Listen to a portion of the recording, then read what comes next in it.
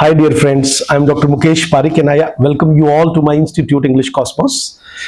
आज सुबह net GRF की क्लास में हम लोग एक डिस्कशन कर रहे थे. यूनिट नंबर 4 में we were discussing Robert Green. उनका एक फेमस पैम्फलेट है, आपने नाम सुना होगा, ग्रीन्स ग्रोथवर्थ विट, जिसमें उन्होंने शेक्सपियर को अपस्टार्ट क्रो बोला है. अपस्टार्ट का मतलब है नई नई फेम मिल गई हो किसी को.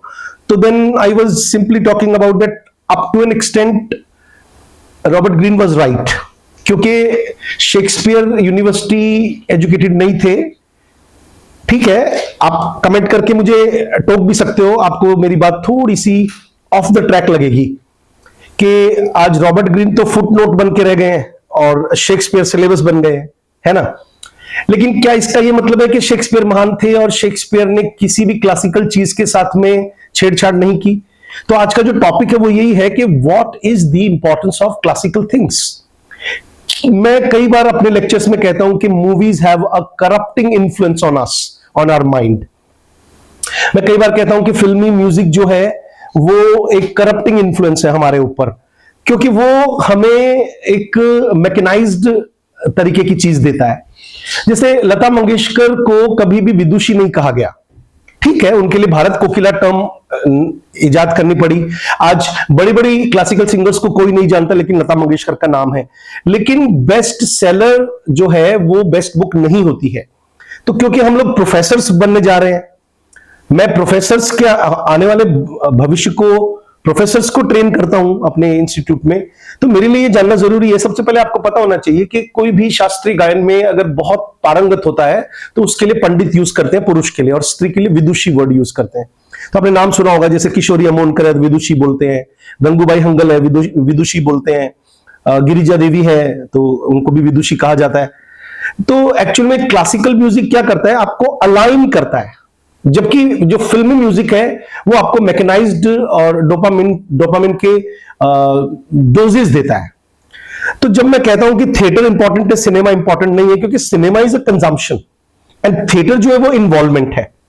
ऐसे ही रीडिंग और वॉचिंग में जो डिफरेंस है कि जो वॉचिंग है वो फास्ट डोपामिन रिलीज करेगी, उसके हिट्स देगी, वो आपके जो अटेंशन स्पैन है उसको रिड्यूस कर देगी, आपके साथ जो डीप एंगेजमेंट है माइंड का वो नहीं होगा.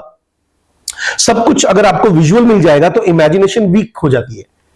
ऐसे ही क्लासिकल म्यूजिक की जो रागाज होती हैं वो हमेशा टाइम और मूड से लिंक्ड होती हैं, अगर आपने कभी नोटिस किया हो. मैं एग्जांपल दूं, जैसे भैरव राग है तो सुबह 5 बजे से लेकर 8 बजे तक गाया जाता है.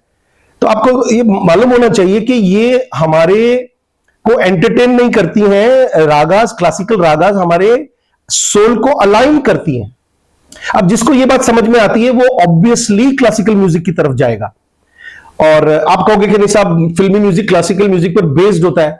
बेस्ड तो होता है, लेकिन वो मैकेनाइज्ड होता है. आप किसी महफिल में बैठ करके और क्लासिकल सुनो. लता मंगेशकर का एक मलाल था जीवन में कि मैं कभी भी बहुत बड़ी क्लासिकल सिंगर क्यों नहीं बन पाई.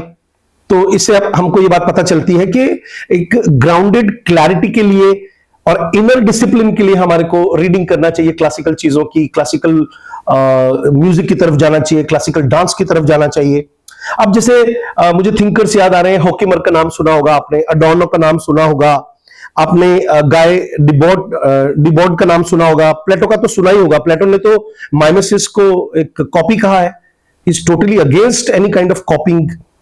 तो जैसे जो विजुअल मीडियम होते हैं ये आपको टर्न करते हैं, एक्चुअल में आपके सीरियस डिस्कोर्स को एंटरटेनमेंट में बदल देते हैं. कुछ सीरियस डिस्कोर्स होगा, आप for the timing you are aligned with that particular idea, but later on you just consider it an entertainment. ठीक है. इसी तरह से जो गाय डिबोटे उन्होंने कहा है कि रियलिटी रिप्लेस्ड बाय इमेजेस, तो वो जो स्पेक्टिकल होता है वही आपकी लाइफ को डोमिनेट करने लगता है. तो आप कमेंट सेक्शन में लिखिए कि मैं जो बोलना चाह रहा हूं वो आप तक पहुंच रहा है कि नहीं पहुंच रहा है. क्यों यूट्यूबर तो फेमस हो रहे हैं और जो प्रोफेसर हैं असली, जो बुक्स लिख रहे हैं, रिसर्च कर रहे हैं, उनको कोई नहीं जानता. तो अब आपको यूट्यूबर ही बनना है क्या? एक एज के बाद में यूट्यूबर को कोई नहीं देखेगा, लेकिन जो चीज एक प्रोफेसर क्रिएट करके जाएगा वो आगे सदियों तक पढ़ी जाएगी. तो इसका मतलब है कि हम जब इस तरह की बातें क्लासेस में बोलते हैं तो उसके पीछे एक बहुत ट्रेंड सोच होती है हम लोगों की. Thank you very much.